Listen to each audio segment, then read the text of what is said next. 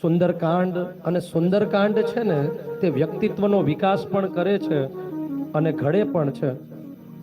ગોસ્વામી તુલસીદાસજી આમ સુંદરકાંડના માધ્યમથી આખું જે જીવન દર્શન છે, જીવનનો અભિગમ છે ને તે આખો ખોલી દીધો. આમ તો હનુમાન શબ્દનો અર્થ જ થાય છે હન્યતે અવિદ્યા યત્તદ ઇતિ હનુમાન, એટલે કે જે અવિદ્યાનો નાશ કરે. જીવનમાં કાંઈ પણ જે દુષ્ટ તત્વ છે આ દુષ્ટ તત્વનો નાશ કરે અને સદગુણો છે આ સદગુણોનું સંવર્ધન કરે. આ તાકાત છે ને તે હનુમાનજી મહારાજની જ છે. ગોસ્વામી તુલસીદાસજી મહારાજને પણ ગુરુ રૂપે હનુમાનજી મળ્યા હતા. એ કેવી રીતે મળ્યા હતા એ આપણે થોડીક વાર રહીને જોશું. પણ આ સુંદરકાંડ અને રામાયણમાં જે સુંદરકાંડ છે ને એ ખરા અર્થમાં સુંદર છે. સુંદર શબ્દની ઘણી બધી વ્યાખ્યા થાય, પણ એક વ્યાખ્યા કે જેને સાંભળીને દિલમાં છે ને આમ ટીસ પડી જાય, આમ કરુણાનું ઝરણું વહે, આમ હૃદય દ્રવી જાય. આમ બાપાના દર્શન કરતા હોય, શ્રદ્ધા આમ જન્મી ગઈ હોય ને તો આમ હૃદયમાંથી આમ કરુણાનું ઝરણું વહે, અને આ કરુણાનું ઝરણું છે ને પછી આંખમાં છે ને આંસુ થઈને વહે. આ બધું જ છે ને ખરા અર્થમાં સુંદર આવી જાય. આપણે સૌને આમ તો આપ સૌને કથા વિદિત હશે કે હનુમાનજી મહારાજ પાસે અનંત અનંત સંભાવનાઓ, આ સાક્ષાત રુદ્ર જ છે, શિવ જ છે, અને શિવ જ છે તે હનુમાન થઈને આવ્યા છે. પણ પોતે અનંત શક્તિનો ભંડાર છે, શક્તિનો અનંત અનંત ડાયનેમો મારી અંદર છે. આ હનુમાનજી મહારાજ ભૂલી ગયા હતા. અને ત્યારબાદ જાંબુવાનજી છે એમને યોગ્ય સમયે યાદ અપાવે છે. જો જીવનમાં પ્રોપર ટાઈમ અને ત્યારે કંઈક યાદ આવી જાય તો અંદરથી ઘણું બધું છે તે પ્રગટી જાય. અને જ્યારે સમુદ્રને પાર કરવાનો હતો અને ત્યારે બધા જ વાનર બેસી જાય છે અને ત્યારે જાંબુવાનજી યાદ અપાવે છે કે તમે કોઈ સામાન્ય નથી, પણ અનંત અનંત શક્તિનું સામ્રાજ્ય છે એ તમારી અંદર છે. હોમી દ્યો તમારી જાતને શ્રદ્ધાની અગ્નિમાં. તમારું જે આ રામ સ્વરૂપ છે, શિવ સ્વરૂપ છે, એને જાગૃત કરો. અને પર્વતાકાર ભૂધર શરીરા સમર ભયંકર અતિરન ધીરા. અને હનુમાનજી મહારાજની જ્યારે સ્વરૂપની આમ જાગૃતતા થાય છે, આ આપણા બધાને એક એવો છે ને આમ કે છે કે જીવનમાં અનંત સંભાવ આપણી અંદર છે. જો એ પ્રગટ થાય ને તો વ્યક્તિ સામાન્યમાંથી અસામાન્ય થઈ જાય, મુર્દામાંથી મર્દ થઈ જાય, કંકરમાંથી શંકર થઈ જાય, અને એ ચકલીમાંથી પણ બાજ બની શકે. આ તાકાત છે ને એ દરેક વ્યક્તિમાં છે ને અનંત સંભાવનાઓનું જે આખું સિમ્બોલ છે ને તે હનુમાનજી મહારાજ છે. તો પોતાનું સ્વરૂપ સંભાળે છે. વ્યક્તિની જ્યારે જર્ની શરૂ થાય ને ત્યારે જર્નીમાં ઘણા બધા ઓબ્સ્ટેકલ એટલે કે વિઘ્નો આવે, પણ એ વિઘ્નોને વડોટી જાય. ક્યારે? જ્યારે શ્રદ્ધારૂપી દીવડો હોય ત્યારે. એ પોતાનું સેલ્ફ રિયલાઇઝેશન, સેલ્ફ એકચ્યુલાઇઝેશન, સ્વજાગૃતતા હોય ને તો વ્યક્તિ છે ને તે ગમે તે કરી શકે. હરિવંશરાય બચ્ચન એમણે અદ્ભુત વાત કરી છે એક પંક્તિમાં કે આપણે કેવું બનવાનું છે કે નદી બહી પવન ચલા તું ભી ચલ, अग्निशा धधक धधक रक्त में धड़क धड़क, भुजा उठी फड़क फड़क, तो सबसे पहले वार कर, तो सिंह सी दहाड़ कर, तो शंख सी पुकार कर, राष्ट्र का उत्थान कर, विजय तेरी हो जय तेरी, चला ही चल, चला ही चल, चला ही चल. બસ જો ચાલતું રહેવાનું છે, અટકવાનું નથી. અને જય સિયા રામ કરી અને હનુમાનજી મહારાજ છે તે યાત્રા શરૂ કરે છે ભક્તિ રૂપી સીતાને શોધવા માટે. આપણે પણ કંઈક શોધવા નીકળ્યા છે, પણ ઘણીવાર એવું થાય કે આપણે ક્યાં જવું છે એ ગતિ અને પ્રગતિ એ દિશા જ આપણને ખબર નથી હોતી. દિશા કોને ખબર હોય? કે બાપાનો આશ્રય કરી લીધો હોય, એક શ્રદ્ધા હોય, ત્યારે એ ગતિ અને દિશા છે ને તે નક્કી થાય. એટલા માટે સાહેબ મમરાની ગુણ હોય પણ હીરાની પડીકી હોય.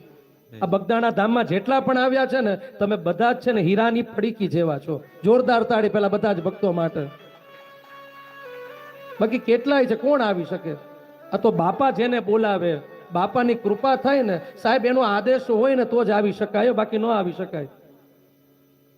મંદિર જવામાં કે બાપાના સ્થાનમાં વિચારવા માટે છે ને 70 વર્ષ વયા જાય, બાકી રસ્તો તો 5 મિનિટનો જ હોય છે, પણ વિચારવામાં છે એ વર્ષોના વર્ષ વયા જાય. આ તો બાપાએ આમ જેને આમ ભાગ્ય પર સ્ટેમ્પ પેપર મારેલું હોય, ભાગ્યના તાળા ખોલવાના હોય ને ત્યારે આ વિચાર આવે. તો હનુમાનજી મહારાજ યાત્રા તો શરૂ કરે છે, અને આ યાત્રાની શરૂઆતમાં પહેલા જ આવે છે સુરસા નામ અહિન કઈ માતા. દેવતાઓ છે તે સુરસા નામની એક નાગોની માતા છે ને એને પરીક્ષા કરવા મોકલે છે. જો જીવનમાં કંઈક શરૂ થાય ને એટલે પરીક્ષા લેવા વાળા ઊભા જ હોય છે. અને કહે છે કે હું તને ખાવ. હનુમાનજી મહારાજ છે ને, જો બુદ્ધિ અને બળ આ બંનેનું કોમ્બિનેશન હોય ને તો એ હનુમાનજી મહારાજ છે. જો જીવનમાં બધે કઈ બળ પણ જરૂરી નથી, ક્યારેક બુદ્ધિ પણ જરૂરી છે. એટલા માટે રામચરિત માનસમાં પણ અદ્ભુત કહ્યું છે, સૌરજ ધીરજ તેહી રથ ચાકા, સત્યશીલ દૃઢ ધ્વજા પતાકા. સુરવીરતા પણ જરૂરી છે ને ધીરજ પણ જરૂરી છે. જીવનમાં કઈ બધી જ જગ્યાએ તલવાર લઈને હમણવા ન મંડાય. ક્યારેક આઈ કેન વેઇટ, ક્યારેક ધીરજ પણ જરૂરી છે. હનુમાનજી મહારાજ છે ને એ મોટા થતા પણ જાણે છે. હનુમાનજી મહારાજ છે ને એને નાના થતા પણ આવડે છે. જ્યારે વિકરાળ રૂપ લે છે સુરસા, ત્યારે અતિ લઘુ રૂપ ધરી, લઘુ રૂપ લઈ નાના થઈ હનુમાનજી મહારાજ છે એ પોતાની બુદ્ધિનો પરિચય આપે છે. અને એટલા માટે બલ બુદ્ધિ વિદ્યા દેહુ મોહી, આપણે બુદ્ધિ અને બળ આ જેને જોતું હોય તો હનુમાનજીની ઉપાસના કરો. કારણ કે એક લક્ષ્ય મળી ગયું છે કે રામ કાજ મોહી અવતારા, મારું જીવન રામ માટે છે. એમ જીવનમાં જેને લક્ષ્ય મળી જાય કે બસ આ જ મારું લક્ષ્ય. બધાને અનુભૂતિ હશે કે બગદાણા આવી જાય, આમ જીવનથી થાકેલો હોય, કંટાળેલો હોય અને પહેલી વાર આમ બગદાણા આવી ગયો અને બાપાનું આમ દર્શન કરે, બાપાનું તેજ જોવે, આમ સ્થાનકમાં એવી ચીર શાંતિનો અનુભવ કરે, આમ આંખમાંથી આંસુની ધારા જાય, રૂવાડા ઊભા થઈ જાય અને બાપુના ચરણે નતમસ્તક થઈ જાય કે હવે આ જ મારું તીરથ, મને મારા જીવનનું મુકામ મને મળી ગયું. નતમસ્તક થઈ જાય. આખી જીવનની યાત્રા છે તેની બદલાઈ જાય. આગળ વધે છે. એક મૈનાક પર્વત છે, સોનાનો પર્વત છે. તે પર્વતામાં આવે છે કે અહીંયા તમે આરામ કરો. જો જીવનમાં લોભામણી જાહેરાતો પણ આવે, પણ જેનું મન રામ ઉપર હોય તે કામની પાછળ નહીં દોડે. દુનિયા કી જબ તલબ થી દુનિયા મિલી નહીં, અબ પાવ પડ રહી હૈ મેં પૂછતા નહીં. જે ભગવાનના થઈ ગયા, જે બજરંગદાસ બાવલિયાના થઈ ગયા ને પછી એ અષ્ટ સિદ્ધિને પણ લાત મારી દે, નથી જોતી. રૂપિયા એની પાછળ દોડે, એ રૂપિયાની પાછળ છે તે દોડતો ન હોય. એટલે પર્વતનું માન રાખીને ખાલી હાથ અડાડે છે અને આખી યાત્રા શરૂ કરે છે. અને ત્યાં ત્રીજું વિઘ્ન આવે છે. એક રાક્ષસી એ પડછાયો પકડી અને મારતી હોય છે. સિંહિકા નામ. આમ ઘણા લોકો છે ને એ પડછાયા પકડે એટલે માણસની છે ને બ્લેક સાઇડ પકડે. જ્યારે માણસ સફળતાના સોપાનો સર કરતો હોય ત્યારે સમાજમાંથી જ કોઈક એવા હોય કે માણસની બ્લેક સાઇડ પકડે. થઈ ગયો હોય તે વાલ્મીકી, પણ એ વાલ્યો હોય. દરેક વાલ્મીકીનું પણ છે ને એક ભૂતકાળ હોય છે, દરેક સજ્જનનો એક ભૂતકાળ હોય છે અને દરેક દુર્જનનો એક ભવિષ્યકાળ હોય છે.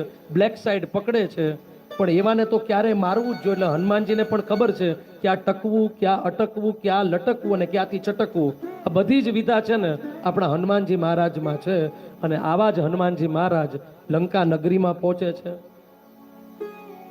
હવે સીતાજીને મળે છે તો જો આમ હનુમાનજી મહારાજ એવું જે સૂક્ષ્મ અવલોકન કે મનથી વિચારે છે કે જો હું કેવી રીતે વાત કરીશ, જો આ મને રાક્ષસ માની લેશે તો હનુમાનજી મહારાજ જે પોતાની પ્રસ્તુતિ કરે છે ને તે પણ અદ્ભુત છે. રામકથા શરૂ કરે છે તો સુંદરે કિમ ન સુંદરમ, સુંદર કાંડમાં બધું જ સુંદર છે.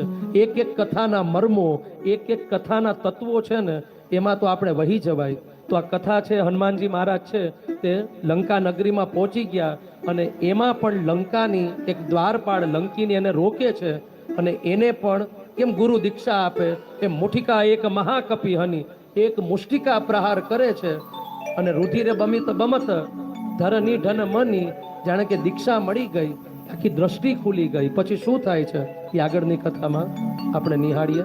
આવો સાથે મળી પાઠ કરીએ.